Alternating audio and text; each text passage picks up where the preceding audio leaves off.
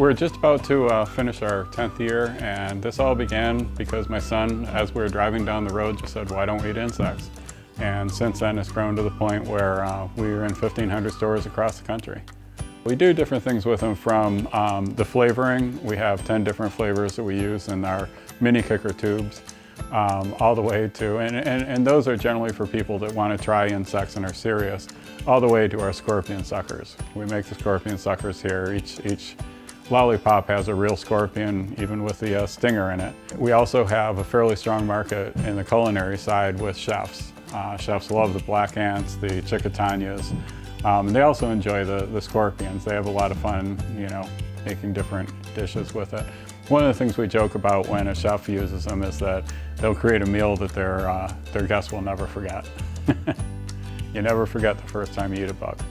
Our most popular product is crickets, which in a way I think is a little bit too bad because they have a very mild umami taste. They aren't a very strong taste, and I always kind of point out that having a cricket and saying, what do you think about eating edible insects, is kind of like somebody handing you a lettuce leaf and saying, what do you think about vegetables? Because there's 2,000 different insects that people eat, and every one of them tastes different. But we need to understand that they are a powerhouse when it comes to vitamins, minerals. They're high in protein. We have cricket powder that's 70% protein, and it's a real animal protein, so you're getting all your amino acids. You're getting healthy fats, again, prebiotic fiber, which is something that we have a difficult time getting.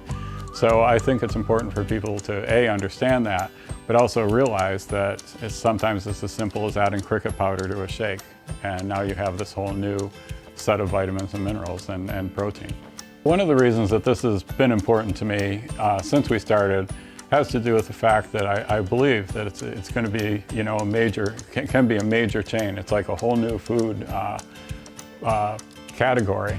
And here in the United States, it's almost unknown. So I'm expecting by the time my kids are my age that eating insects is just kind of considered normal, kind of like sushi. I mean, sushi, even when I first heard about eating raw fish, it took me a while to decide to do it. In Maine, other people have come on board in a sense, and not just because of us, but because they also started to realize what's going on. For example, invertebrration is up in northern Maine, and they're starting to raise mealworms specifically for chefs. And we have the Maine Tasting Center, which has been a huge supporter of edible insects, including having pop-up dinners and classes and things like that. So the Maine community can actually have a chance to experience edible insects with getting involved with these type classes. And Entosense, basically, we sell most of our product in 2 different places. One is online, edibleinsects.com, and the other one is wholesale to retail stores and chefs.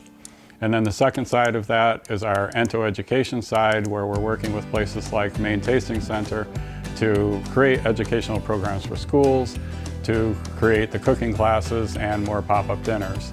And then the final project that we're doing is the raising of black soldier flies. We're going to have a big project this year to create a complete farm, in a sense, for raising black soldier flies that we'll use to educate other people on how they can do it themselves. The reason we named our company Entosense is because eating insects makes sense. We've been eating insects since the dawn of humankind, and I hope that after seeing this video and hearing about all this, you too will give it a try.